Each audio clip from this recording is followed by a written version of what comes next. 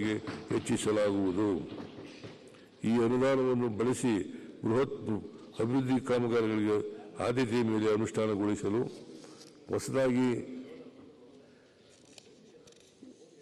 ಉದ್ದೇಶಿತ ಸಂಸ್ಥೆ special purpose vehicle ಸ್ಥಾಪಿಸಲಾಗುವುದು. ಬೆಂಗಳೂರು ಮಹಾನಗರ ಪಾಲಿಕೆ ವತಿಯಿಂದ ಕೈಗೊಂಡಿರುವ ವಿವಿಧ ಸುಧಾರಣಾ ಕ್ರಮಗಳಿಂದ ಆಸ್ತಿ ತೆರಿಗೆ ಸಂಗ್ರಹಣೆಯಲ್ಲಿ ಗಣನೀಯ ಹೆಚ್ಚಳ ಸಾಧಿಸಲಾಗಿದೆ. ತಂತ್ರಜ್ಞಾನ ಬಳಸಿ ಆನ್ಲೈನ್ ಮೂಲಕ ಈ ಖಾತಾ ವ್ಯವಸ್ಥೆಯನ್ನು ಅಳವಡಿಸಿರುವುದರಿಂದ ರಾಜಸ್ವ ಶೇಖರಣೆಯನ್ನು ಹೆಚ್ಚು ಮಾಡುವುದರೊಂದಿಗೆ ನಾಗರಿಕ ಸೇವೆಗಳನ್ನು ಸರಳವಾಗಿ ನೀಡಲು ಸಾಧ್ಯವಾಗಿದೆ.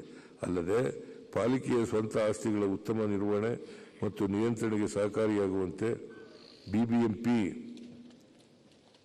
ಎಸ್ಟೇಟ್ ನಿಯಮಗಳನ್ನು 2024 ಅಧಿಸೂಚಿಸಲಾಗಿದೆ. ಈ ಎಲ್ಲ ಸುಧಾರಣಾ ಕ್ರಮಗಳಿಂದ 2024-25 ಸಾಲಿನಲ್ಲಿ ಈವರೆಗೂ 4,556 ಕೋಟಿ ಸಂಗ್ರಹಣೆ ಮಾಡಲಾಗಿದೆ. ಇದರೊಂದಿಗೆ ಪಾಲಿಕೆ ಜಾಹೀರಾತು ಉಪನಿಧಿಗಳು 2025 ಅನುಷ್ಠಾನದಿಂದ ವರ್ಷಕ್ಕೆ 750 ಕೋಟಿ ರೂಪಾಯಿ ಅನುದಾನವನ್ನು ಅಂದಾಜಿಸಲಾಗಿದೆ.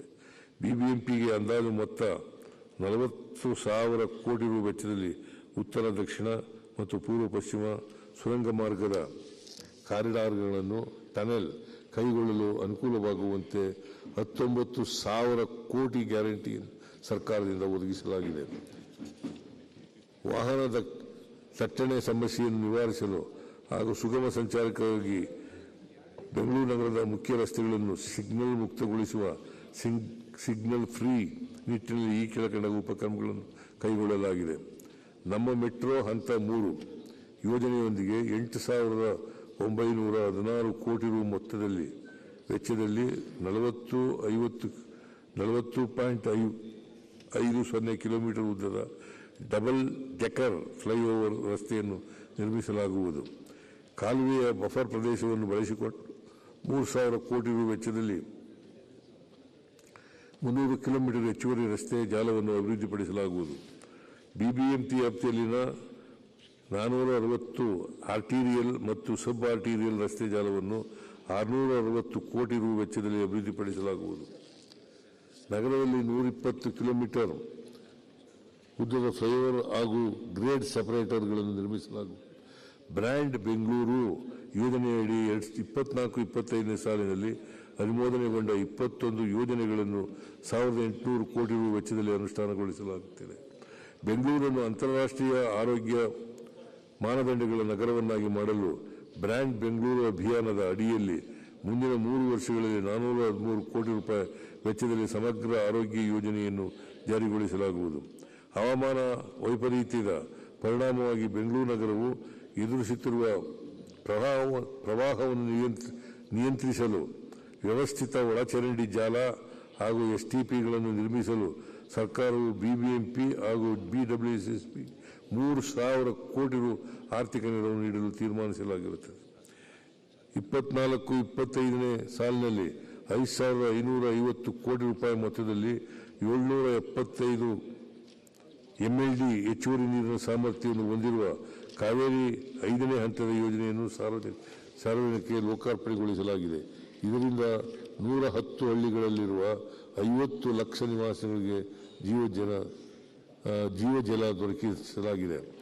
ಬಿಡಬ್ಲ್ಯೂಎಸ್ಎಸ್ಬಿ ವತಿಯಿಂದ ಎಸ್ಟಿಪಿ ಘಟಕಗಳ ತ್ಯಾಜ್ಯವನ್ನು ಬಳಸಿ ಬಯೋಗ್ಯಾಸ್ ಆಧಾರಿತ ಆದಾಯ ಮತ್ತು ಕಾರ್ಬನ್ ಕ್ರೆಡಿಟ್ಗಳ ಉಪಯೋಗವನ್ನು ಪಡೆಯುವ ನಿಟ್ಟಿನಲ್ಲಿ ಪಿಪಿಪಿ ಮಾದರಿಯಲ್ಲಿ ಯೋಜನೆಯನ್ನು ರೂಪಿಸಲಾಗುವುದು. ನೆನೆಗುದಿಗೆ ಬಿದ್ದಿದ್ದ ಪೆರಿಫೆರಲ್ ರಿಂಗ್ ರೋಡ್ ಯೋಜನೆಯನ್ನು ಬೆಂಗಳೂರು ಬಿಸಿನೆಸ್ ಕಾರಿಡಾರ್ ಎಂದು ಮರುನಾಮಕರಣಗೊಳಿಸಿ 73 ಕಿಲೋಮೀಟರ್ ಉದ್ದದ ರಸ್ತೆಯನ್ನು ನಿರ್ಮಿಸಲು ಹುಡ್ಕೋ ಬ್ಯಾಂಕ್ ನೆರವಿನೊಂದಿಗೆ 27,000 ಕೋಟಿ ರು ಯೋಜನೆಯನ್ನು ರೂಪಿಸಲಾಗಿದೆ.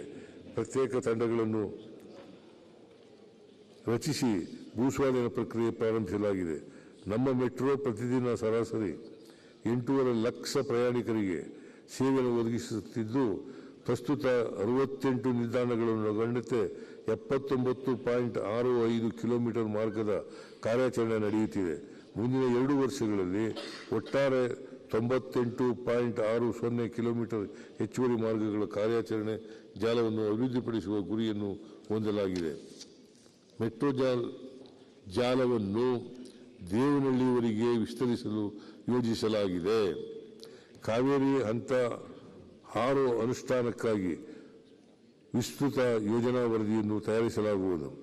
ಬಿಬಿಎಂಪಿ ವತಿಯಿಂದ ಬ್ರ್ಯಾಂಡ್ ಬೆಂಗಳೂರು, ಹಸಿರು ಬೆಂಗಳೂರು ಅಡಿಯಲ್ಲಿ 35 ಕೋಟಿ ರು ವೆಚ್ಚದ 14 ಕೆರೆಗಳ ಕಾಮಗಾರಿಗಳು ಪ್ರಗತಿಯಲ್ಲಿವೆ. ಬೆಂಗಳೂರು ಅಭಿವೃದ್ಧಿ ಪ್ರಾಧಿಕಾರದ ವತಿಯಿಂದ ವರ್ತೂರು ಮತ್ತು ಬೆಳ್ಳಂದೂರು ಕೆರೆಗಳ ಪುನರುಜ್ಜೀವನ ಕಾಮಗಾರಿಗಳನ್ನು 234 ಕೋಟಿ ರು ವೆಚ್ಚದಲ್ಲಿ ಕೈಗೊಳ್ಳಲಾಗುತ್ತಿದೆ. ಪೌರ ಆಡಳಿತ ರಾಜ್ಯದ ಮಹಾನಗರ ಪಾಲಿಕೆಗಳಲ್ಲಿ ಮೂಲಭೂತ ಸೌಕರ್ಯಗಳ ಅಭಿವೃದ್ಧಿಗಾಗಿ ಮಹಾತ್ಮ ಗಾಂಧಿ ನಗರ ವಿಕಾಸ್ 2 ಯೋಜನೆಗೆ 2,000 ಕೋಟಿ ಅನುದಾನವನ್ನು ಘೋಷಿಸಲಾಗಿರುತ್ತದೆ. ಪ್ರಸಕ್ತ ಸಾಲಿನಲ್ಲಿ UIDF ಅಡಿಯಲ್ಲಿ 600 ಕೋಟಿ ರು ಅನುದಾನ ಒದಗಿಸಲಾಗಿದೆ. ರಾಯಚೂರು, ಬೀದರ್ ಹಾಗೂ ಹಾಸನ ನಗರಸಭೆಗಳನ್ನು ಮಹಾನಗರ ಪಾಲಿಕೆಗಳನ್ನಾಗಿ ಮೇಲ್ದರ್ಜೆಗೇರಿಸಲಾಗಿದೆ. ಧಾರವಾಡ ಮಹಾನಗರ ಪಾಲಿಕೆಯನ್ನು ಹೊಸದಾಗಿ ರಚಿಸಲಾಗಿದೆ. ನಗರೋತ್ಥಾನ 4ನೇ ಹಂತದ ಯೋಜನೆಯನ್ನು ಪರಿಣಾಮಕಾರಿಯಾಗಿ ಅನುಷ್ಠಾನಗೊಳಿಸಲು 2025-26ನೇ ಸಾಲಿನಲ್ಲಿ 500 ಕೋಟಿ ರು ಒದಗಿಸಲಾಗುವುದು. ರಾಜ್ಯದ ನಗರ ಸ್ಥಳೀಯ ಸಂಸ್ಥೆಗಳಿಂದ ನೀಡುತ್ತಿರುವ ನಾಗರಿಕ ಸೇವೆಗಳ ಪಾವತಿ ಹಾಗೂ ತೆರಿಗೆಗಳನ್ನು ತಂತ್ರಜ್ಞಾನ ಆಧರಿಸಿ ಆನ್ಲೈನ್ ಪೇಮೆಂಟ್ ಮೆಕ್ಯಾನಿಸಂ ಮೂಲಕ ಸಂಗ್ರಹಿಸುವ ವ್ಯವಸ್ಥೆಯನ್ನು ಅಭಿವೃದ್ಧಿಪಡಿಸಲಾಗುವುದು. ರಾಜ್ಯದ ಎಲ್ಲ ಮಹಾನಗರ ಪಾಲಿಕೆಗಳು ಮತ್ತು ಜಿಲ್ಲಾ ನಗರಾಭಿವೃದ್ಧಿ ಕೋಶಗಳು ಹಾಗೂ ಸ್ಥಳೀಯ ಸಂಸ್ಥೆಗಳಲ್ಲಿ ಸೆಂಟರ್ ಫಾರ್ ಇ-ಗವರ್ನೆನ್ಸ್ ಇಲಾಖೆಯ ಸಹಯೋಗದೊಂದಿಗೆ ಕಚೇರಿಯ ಸುಗಮ ಆಡಳಿತಕ್ಕೆ ಇ-ಆಫೀಸ್ ವ್ಯವಸ್ಥೆಯನ್ನು ಕಡ್ಡಾಯಗೊಳಿಸಲಾಗುವುದು. ಕರ್ನಾಟಕ ನಗರ ನೀರು ಸರಬರಾಜು ಮತ್ತು ಒಳಚರಂಡಿ ಮಂಡಳಿಯ ವತಿಯಿಂದ ರಾಮನಗರ, ಉಳ್ಳಾಳಕ್ಕೆ 750 ಕೋಟಿ ರು ವೆಚ್ಚದಲ್ಲಿ ಕುಡಿಯುವ ನೀರು ಮತ್ತು ಯೋಜನೆಯನ್ನು ಅನುಷ್ಠಾನಗೊಳಿಸಲಾಗುವುದು. ಅಮೃತ್ 2 ಯೋಜನೆಯಡಿಯಲ್ಲಿ 233 ಕುಡಿಯುವ ನೀರಿನ ಯೋಜನೆಯನ್ನು ಕೈಗೆತ್ತಿಕೊಳ್ಳಲು ಉದ್ದೇಶಿಸಲಾಗಿದೆ. ಇದರೊಂದಿಗೆ 142 ಕೋಟಿ ರು ವೆಚ್ಚದಲ್ಲಿ ಶಿಕಾರಿಪುರ, ಸಾಗರ, ಐನಾಪುರ, ಎಂಕೆ ಹುಬ್ಬಳ್ಳಿ, ಕುಡ್ಚಿ, ಬೈಲಹೊಂಗಲ, ಶಹಾಪುರ ಮತ್ತು ಶ್ರೀರಂಗಪಟ್ಟಣಕ್ಕೆ ಒಳಚರಂಡಿ ಯೋಜನೆಯನ್ನು ಕಲ್ಪಿಸುವ ಗುರಿಯನ್ನು ಹೊಂದಲಾಗಿದೆ. ವಿನ್ಯಾಸ ಮತ್ತು ಕಟ್ಟಡ ನಕ್ಷೆಗಳ ಆನ್ಲೈನ್ ಮೂಲಕ ಅನುಮೋದನೆ ನೀಡಲು ಯೂನಿಫೈಡ್ ಲ್ಯಾಂಡ್ ಮ್ಯಾನೇಜ್ಮೆಂಟ್ ಸಿಸ್ಟಮ್ ತಂತ್ರಾಂಶ ಅಳವಡಿಸಲಾಗುತ್ತಿದ್ದು, ಹಾರ್ಡ್ವೇರ್ ಸಾಮರ್ಥ್ಯವನ್ನು ಉನ್ನತೀಕರಿಸಲಾಗುವುದು. ನಗರದ ಯೋಜಕರ ಕಾರ್ಯಕ್ಷಮತೆ ಹೆಚ್ಚಿಸಲು GIS ತರಬೇತಿಗೆ ಅಗತ್ಯ ಅನುದಾನ ಒದಗಿಸಲಾಗುವುದು. ಮೂಲಸೌಕರ್ಯ ಅಭಿವೃದ್ಧಿ, ಬಂದರು ಮತ್ತು ಒಳನಾಡು ಸಾರಿಗೆ ವಿಜಯಪುರದಲ್ಲಿ 348 ಕೋಟಿ ರು ವೆಚ್ಚದಲ್ಲಿ ನಿರ್ಮಿಸಲಾಗುವ ವಿಮಾನ ನಿಲ್ದಾಣದ ಕಾರ್ಯಾಚರಣೆಯನ್ನು 25-26ನೇ ಸಾಲಿನಲ್ಲಿ ಪ್ರಾರಂಭಿಸಲಾಗುವುದು.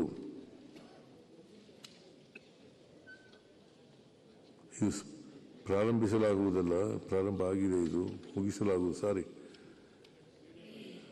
219 ಕೋಟಿ ರು ಅಂದಾಜು ವೆಚ್ಚದಲ್ಲಿ ಅಭಿವೃದ್ಧಿಪಡಿಸಲಾಗುತ್ತಿರುವ ರಾಯಚೂರು ವಿಮಾನ ನಿಲ್ದಾಣದ ಕಾಮಗಾರಿಗಳಿಗೆ ಇಲ್ಲಿಯವರೆಗೆ 53 ಕೋಟಿ ರು ಅನುದಾನವನ್ನು ಬಿಡುಗಡೆಗೊಳಿಸಲಾಗಿದೆ. ಕಾರವಾರ ನೌಕಾನೆಲೆಯ ವಿಮಾನ ನಿಲ್ದಾಣದ ಭೂಸ್ವಾಧೀನ ಪ್ರಕ್ರಿಯೆ ಚಾಲ್ತಿಯಲ್ಲಿದ್ದು, ಪ್ರಸಕ್ತ ಸಾಲಿನಲ್ಲಿ ಅಗತ್ಯ ಅನುದಾನ ಒದಗಿಸಿ ಕಾಮಗಾರಿಗಳನ್ನು ಪ್ರಾರಂಭಿಸಲಾಗುವುದು. ಮೈಸೂರು ವಿಮಾನ ನಿಲ್ದಾಣದ ರನ್ವೇ ವಿಸ್ತರಣೆಯ ಭೂಸ್ವಾಧೀನಕ್ಕಾಗಿ 319 ಕೋಟಿ ರು ಅನುದಾನವನ್ನು ಬಿಡುಗಡೆ ಮಾಡಲಾಗಿರುತ್ತದೆ. ಇದಕ್ಕೆ ಅನುವಾಗುವಂತೆ ಯುಟಿಲಿಟಿ ಶಿಫ್ಟಿಂಗ್ ಅಗತ್ಯ ಕ್ರಮ ವಹಿಸಲಾಗುವುದು. ರಾಜ್ಯ ಸರ್ಕಾರವು ರೈಲ್ವೆಯೊಂದಿಗೆ 50-50ರ ಅನುಪಾತದಲ್ಲಿ 9 ಯೋಜನೆಗಳನ್ನು ಕೈಗೆತ್ತಿಕೊಂಡಿದೆ. 7 ಯೋಜನೆಗಳ ಭೂಸ್ವಾಧೀನ ಪೂರ್ಣ ವೆಚ್ಚವನ್ನು ರಾಜ್ಯ ಸರ್ಕಾರವೇ ಭರಿಸುತ್ತಿದೆ. ಒಟ್ಟಾರೆ 16,235 ಕೋಟಿ ರು ವೆಚ್ಚದ ಈ ಯೋಜನೆಗಳಿಗೆ ರಾಜ್ಯ ಸರ್ಕಾರದ ವತಿಯಿಂದ 9,847 ಕೋಟಿ ರುಗಳನ್ನು ವೆಚ್ಚಗೊಳಿಸಲಾಗುವುದು. 25-26ನೇ ಆಯವ್ಯಯದಲ್ಲಿ 600 ಕೋಟಿ ರು ಒದಗಿಸಲಾಗಿದೆ. ಯೋಜನೆಗಳ ವಿವರಗಳನ್ನು ಅನುಬಂಧ 5ರಲ್ಲಿ ಲಗತ್ತಿಸಿದೆ. ವಾಹನ ದಟ್ಟಣೆ ಇರುವ ರೈಲ್ವೆ ಲೆವೆಲ್ ಕ್ರಾಸಿಂಗ್ ಗೇಟ್ಗಳ ಬದಲಿಗೆ ರಸ್ತೆ ಮೇಲ್ಸೇತುವೆಗಳು ಹಾಗೂ ಕೆಳಸೇತುವೆಗಳನ್ನು ನಿರ್ಮಿಸುವ ಈಗಾಗಲೇ ಅನುಮೋದನೆ ನೀಡುವ ಕಾಮಗಾರಿಗಳನ್ನು ಅನುಷ್ಠಾನಗೊಳಿಸಲು 50 ಕೋಟಿ ರು ಒದಗಿಸಲಾಗಿದೆ. ಬೈಯಪ್ಪನಹಳ್ಳಿ, ಹೊಸೂರು, ಯಶವಂತಪುರ, ಚನ್ನಸಂದ್ರ ದ್ವಿಪಥೀಕರಣ ಯೋಜನೆಯಡಿಯಲ್ಲಿ 70 ಕಿಲೋಮೀಟರ್ ರೈಲ್ವೆ ಲೈನ್ಗಳನ್ನು ದ್ವಿಪಥೀಕರಣಗೊಳಿಸಲು ಒಟ್ಟಾರೆ 812 ಕೋಟಿ ರು ಹೊಂದಿಸಲಾಗಿದೆ. ಇದಕ್ಕೆ ರಾಜ್ಯ ಸರ್ಕಾರದ ವತಿಯಿಂದ 406 ಕೋಟಿ ಒದಗಿಸಲಾಗುತ್ತದೆ. ಸದರಿ 2 ಯೋಜನೆಗಳನ್ನು ಪ್ರಸಕ್ತ ಸಾಲಿನಲ್ಲಿ ಸಾರ್ವಜನಿಕ ಸೇವೆಗೆ ಲೋಕಾರ್ಪಣೆ ಮಾಡಲಾಗುವುದು. ಬೆಂಗಳೂರು ಉಪನಗರ ರೈಲ್ವೆ ಯೋಜನೆಗಳನ್ನು 15,767 ಕೋಟಿ ರು ಅಂದಾಜು ವೆಚ್ಚದಲ್ಲಿ ಕೈಗೆತ್ತಿಕೊಳ್ಳಲಾಗಿದೆ. ಈ ಯೋಜನೆಯ 58 ರೈಲ್ವೆ ನಿಲ್ದಾಣಗಳು ಹಾಗೂ 148 ಕಿಲೋಮೀಟರ್ ಉದ್ದದ ರೈಲ್ವೆ ಜಾಲವನ್ನು ಹೊಂದಿರುತ್ತದೆ. 4 ಕಾರಿಡಾರ್ ಒಳಗೊಂಡ ಈ ಯೋಜನೆಯ 2 ಕಾರಿಡಾರ್ಗಳ ಕಾಮಗಾರಿಗಳು ಪ್ರಗತಿಯಲ್ಲಿದೆ. ಇನ್ನುಳಿದ 2 ಕಾರಿಡಾರ್ಗಳ ಟೆಂಡರ್ ಪ್ರಕ್ರಿಯೆಯನ್ನು ಪೂರ್ಣಗೊಳಿಸಿ ಯೋಜನೆಯನ್ನು ಕಾಲಮಿತಿಯಲ್ಲಿ ಅನುಷ್ಠಾನಗೊಳಿಸಲಾಗುವುದು. ಕರ್ನಾಟಕ ರಾಜ್ಯದಲ್ಲಿ ಜಲಸಾರಿಗೆ ಕ್ಷೇತ್ರದಲ್ಲಿ ಅಭಿವೃದ್ಧಿಗೆ ಅಪಾರ ಸಾಧ್ಯತೆಗಳಿವೆ. ಅಭಿವೃದ್ಧಿ ಯೋಜನೆಗಳಿಗೆ ಪೂರಕವಾಗಿ ಈಗಾಗಲೇ ಕರ್ನಾಟಕ ಜಲಸಾರಿಗೆ ನೀತಿಗೆ ಮಂಜೂರಾತಿ ನೀಡಲಾಗಿದೆ. ಕರಾವಳಿಯಲ್ಲಿ ವ್ಯವಸ್ಥಿತ ಮೂಲಸೌಕರ್ಯ ಒದಗಿಸಲು ಹಾಗೂ ನೌಕಾ ಚಟುವಟಿಕೆಗಳ ನಿರ್ವಹಣೆಯಲ್ಲಿ ದಕ್ಷತೆ ತರಲು ನಮ್ಮ ಸರ್ಕಾರ ಬದ್ಧವಾಗಿದೆ. ಮಂಗಳೂರಿನಲ್ಲಿ ಅಂತಾರಾಷ್ಟ್ರೀಯ ಕ್ರೂಸ್ ವಾಟರ್ ಮೆಟ್ರೋ, ಕೋಸ್ಟಲ್ ಬರ್ತ್, ಉತ್ತರ ಕನ್ನಡ ಜಿಲ್ಲೆಯಲ್ಲಿ ಮಂಕಿ ಬಂದರ್, ಹೊನ್ನಾವರದಲ್ಲಿ ಹಡಗು ನಿರ್ಮಾಣ ಕ್ಷೇತ್ರ ಹಾಗೂ ನದಿ ಕ್ರೂಸ್ ಪ್ರವಾಸೋದ್ಯಮ ಯೋಜನೆಗಳಿಗೆ ವಿಸ್ತೃತ ಯೋಜನೆ ಸಿದ್ಧಪಡಿಸಲಾಗುವುದು. ಪ್ರತಿ ವರ್ಷವೂ ಮುಂಗಾರು ಮಳೆಯ ಸಮಯದಲ್ಲಿ ಕರಾವಳಿ ತೀರದಲ್ಲಿ ಕಡಲು ಕೊರೆತದ ಘಟನೆಗಳು ಸಂಭವಿಸುವುದನ್ನು ತಡೆಗಟ್ಟಲು ಈ ಕೆಳಕಂಡ ಕ್ರಮಗಳನ್ನು ಕೈಗೊಳ್ಳಲಾಗುವುದು. ಕಡಲು ಕೊರೆತದ ಪರಿಣಾಮಗಳನ್ನು ಸಮಗ್ರವಾಗಿ ಎದುರಿಸಲು ಶೋರ್ ಲೈನ್ ಮ್ಯಾನೇಜ್ಮೆಂಟ್ ಪ್ಲಾನ್ ಅನ್ನು ಚೆನ್ನೈ IIT ವತಿಯಿಂದ ತಯಾರಿಸಲಾಗಿದೆ. ಶೋರ್ ಲೈನ್ ಮ್ಯಾನೇಜ್ಮೆಂಟ್ ಪ್ಲಾನ್ ಅನ್ನು ಜಾರಿಗೊಳಿಸಲು ದಕ್ಷಿಣ ಕನ್ನಡ, ಉಡುಪಿ ಮತ್ತು ಉತ್ತರ ಕನ್ನಡ ಜಿಲ್ಲೆಗಳಿಗೆ ಪ್ರತ್ಯೇಕವಾಗಿ ವಿಸ್ತೃತ ಯೋಜನಾ ವರದಿಯನ್ನು ಸಿದ್ಧಪಡಿಸಲಾಗುವುದು. ವರದಿಯಲ್ಲಿನ ಕಡಲು ಕೊರೆತದ ತಡೆಗಟ್ಟುವ ಕಾಮಗಾರಿಗಳನ್ನು ಹಂತ ಹಂತವಾಗಿ ಕೈಗೆತ್ತಿಕೊಳ್ಳಲಾಗುವುದು. ರಾಷ್ಟ್ರೀಯ ವಿಪತ್ತು ಉಪಶಮನದ ನಿಧಿಯಲ್ಲಿ 200 ಕೋಟಿ ರು ಖರ್ಚು ಮಾಡಲಾಗುವುದು.